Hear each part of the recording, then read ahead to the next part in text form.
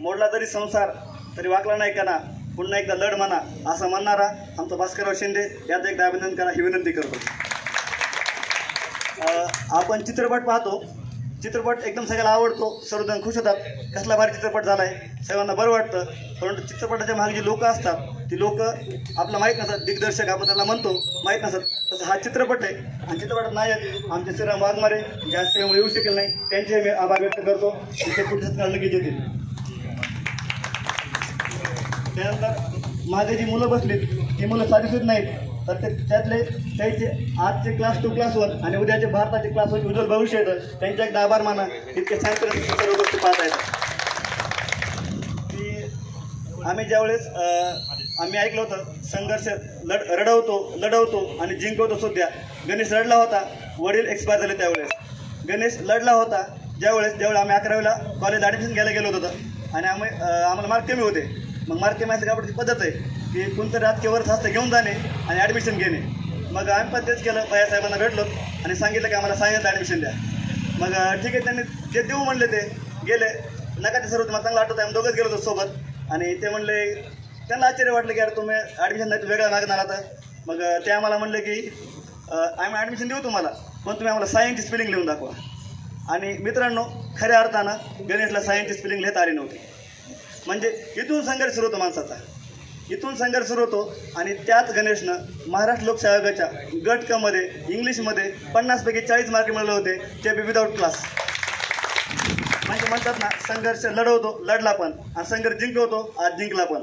म्हणजे आपण ज्यावेळी पाहतो की हा सत्कार यासाठी नाही की आम्ही जिंकलोत म्हणून, यासाठी नाही, तर आपल्या समाजामध्ये आमच्यासारखे भरपूर मुलं स्पर्धा परीक्षा तयारी करतात. त्यांच्याकडे बळ असतं, ताकद असते, परंतु समाजाकडून बळ दिलं जात नाही. कारण की त्यांना म्हटलं जातं की ह्या तयारी करतो त्याच्याने काय होईल, मग हे असं होईल. तर उत्तर हे की तयारी करू नका वगैरे सांगतात सर्वजण. तर आणखी म्हटलं जातं की भरपूर मार्क घ्यावे लागतात, खास करून SCB समाजामध्ये की आपल्याला मार्क मिळत नाहीत. परंतु आमच्यापुढे एक असं उदाहरण आहे जे म्हणजे विकास शिवाजी वाघमारे, बीड जिल्हा पोलीसमध्ये ते जिल्ह्यात पहिले आले SCBC कॅन्डिडेट. त्यानंतर आपल्या बीड एकच जागा होती स्टेनोची, आणि त्या स्टेनोमध्ये पण एकाच पट्ट्यानं अख्खा जिल्हा हलवला आणि ते मागे बसलेत असे म्हणजे आमचे योगेश शिंदे सर.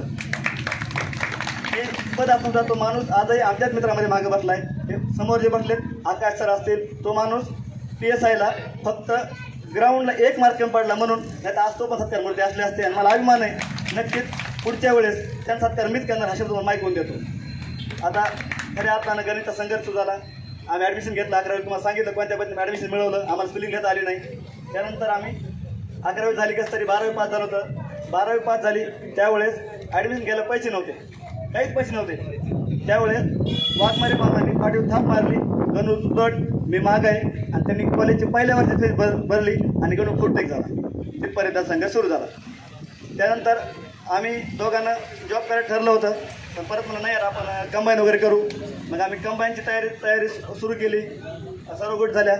2018ची प्री दिली, फेल झालो. 19ची प्री दिली, फेल झाला. 20ची प्री दिली, फेल झाला. 21ची प्री दिली, फक्त क्लचची प्री पास झाला. मात्र 23ची प्री दिली, तो गट ब पास झाला. परंतु दुर्दैव असं आज तो PSI मध्ये सत्कार घेतला असता, परंतु 1 मार्कानं मेन्सला 1 मार्क कमी पडल्यामुळं तो PSI होऊ शकला नाही. परंतु मी स्टेजच्या माध्यमातून आणखी एक घोषणा करतो की नक्कीच 24 किंवा 25च्या PSIमध्ये तो PSI होऊन दाखवेल आणि आपण सर्व परत याच ठिकाणी नव्या स्वरूपात सत्कार करूयात.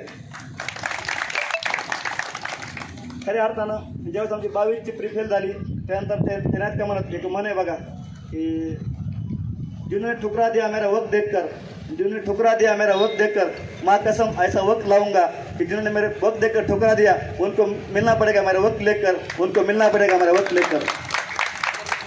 त्यानंतर हा अपयशाचा प्रवास 23च्या कंबाईनने संपला. त्यानंतर यशाचा प्रवास सुरू होतो.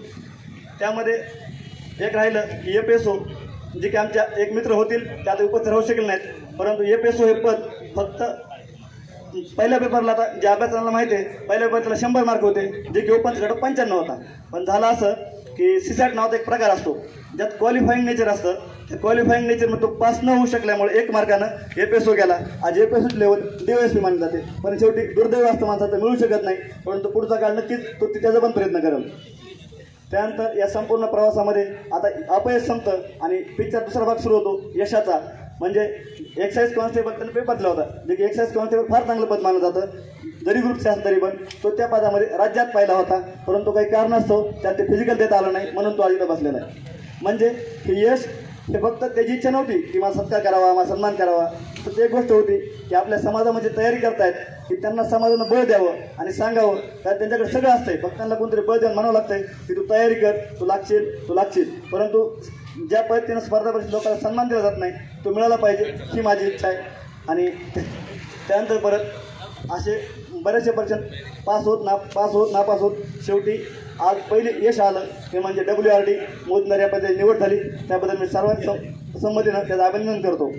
त्याचबरोबर आणखी पुढचे भविष्यकालीन काही निकाल बाकी येतात ते म्हणजे महाराष्ट्र लोकसेवा आयोगाचं जी ग्रुप सी द्वारे केली जाते त्यामध्ये गणेशला ओपनपेक्षा 40 मार्कातले फक्त निकाल बाकी आहे, पण आम्ही तो जाहीर करत नाही. क्लर्क असेल असे बरेचसे निकाल होते की ज्यात मार्क होते, काही गोष्टी हुकावं लागायचं, पण शेवटी म्हणतात ना की मी ऐकलं होतं ते घासून आला ठासून आला वगैरे, हे मला मान्य नाही. यायचं कसं असतं तर गणेशसारखं की डायरेक्ट यायचं त्याला संघर्ष म्हणतात असं व्याख्या द्यायची. आपल्या सर्वांनी आमंत्रित केलं, मला बोलण्याची संधी दिली, त्याबद्दल मी सर्वांचे आभार मानतो आणि 2 शब्द संपवतो. धन्यवाद.